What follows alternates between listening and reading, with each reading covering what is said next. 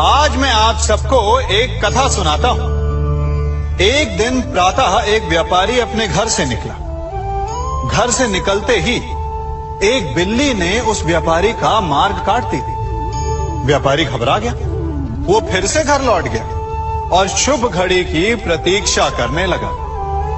और जब वो पुनः अपने घर से निकला तब वो वाहन जा चुका था जिससे राजा तक पहुंचकर उसे भेंट देनी थी।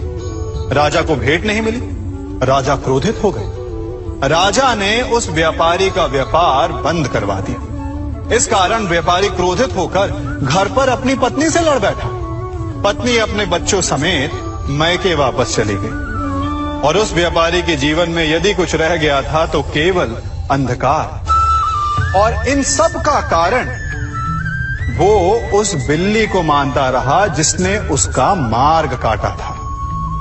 ऐसा ही एक दूसरा व्यापारी राजा को भेंट देने निकला और उस व्यापारी का मार्ग भी एक बिल्ली ने काट दिया। वो व्यापारी तनिक घबराया, परंतु उसने आगे बढ़ना अधिक उचित समझा। राजा तक वो समय पर पहुंचा। उसने राजा को भेंट की। राजा प्रसन्न हुए और राजा ने व्यापारी को अपना व्यापार बढ़ाने की अनुमति दी, स्वर्ण आभूषण दी।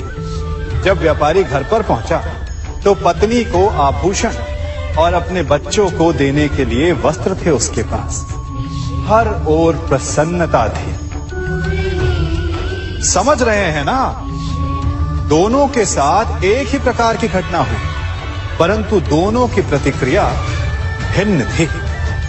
ऐसा ही हमारा जीवन भी है।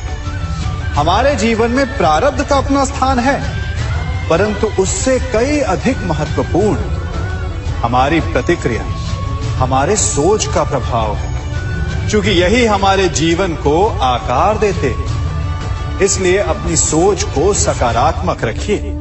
आपका जीवन सदैव आनंदमय रहेगा।